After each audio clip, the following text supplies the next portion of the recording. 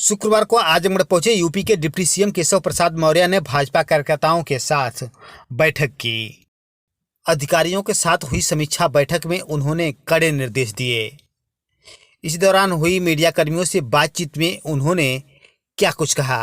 दृष्टि से आजमगढ़ और लालगंज दोनों जिलों के कार्यकर्ताओं के साथ पार्टी कार्यालय में भेंट हुई और उनसे चर्चा करके जो जनपद की समस्याएं हैं उसका फीडबैक लिया।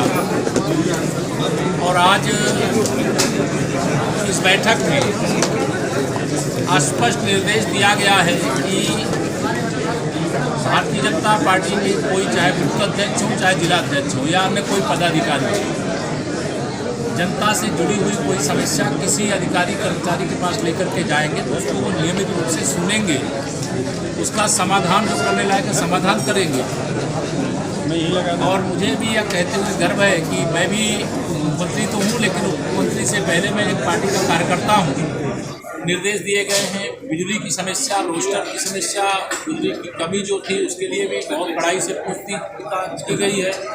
कोई ओवर बिलिंग की शिकायत या कोई जले हुए ट्रांसफार्मर को बदलने में देरी आदि को लेकर के कोई अगर शिकायत आएगी तो जो दोषी होंगे उनके खिलाफ कार्रवाई भी की जाएगी।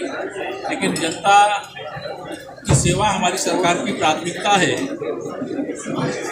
इस बात को ध्यान में रख करके जनपद के जितने भी चक मार्ग हैं और उस पर अभी भी कब्जा कोई किया हुआ है, कोई तालाबी नंबर है उस पर अगर कोई कब्जा किया हुआ है, कोई चारागाह की जमीन अगर उस पर कोई कब्जा किया हुआ है तो उसको जांच करके नाप करके खाली कराएंगे। कोई माफिया कब्जा किया है तो जरूरत पड़े तो बलपूर्वक खाली कराएंगे। कोई गरीब का कब्जा है उसको कोई वैकल्पिक व्यवस्था दे करके उसके बाद खाली कराएंगे। यहाँ नहरों में टेल तक पानी की जो समस्या है पहुँचाने की, उसको लेकर के भी बात हुई है।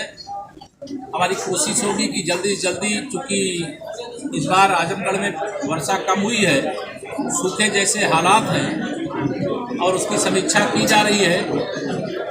और सूखे के हालात अगर बनेंगे तो सरकार सूखे की दृष्टि से भी जनपद में किसानों को लेकर के जो भी आवश्यक कदम है वह उठाने का काम करेगी।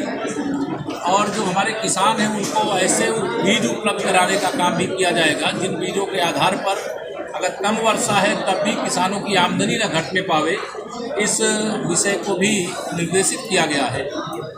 हर घर नल से जल योजना जो पाइपलाइन पड़ रही है वो मिनिमम ज़मीन से 1 मीटर नीचे पड़नी चाहिए।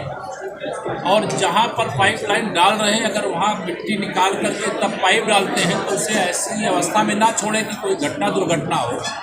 तो पाइपलाइन डालने के बाद आवागमन के योग बनाना और पानी की टंकी बनने के बाद उसको टेस्टिंग करने के बाद जैसी सड़क पहले बनी थी वैसी ही बनाना, इसमें बजटीय प्रावधान भी है, इसके भी निर्देश दिए गए हैं। प्रत्येक ग्राम सभा में अमृत वाटिका जिसमें 75 वृक्ष, फलदार, छायादार, औषधि वृक्ष या भी लगाने का काम किया जाएगा।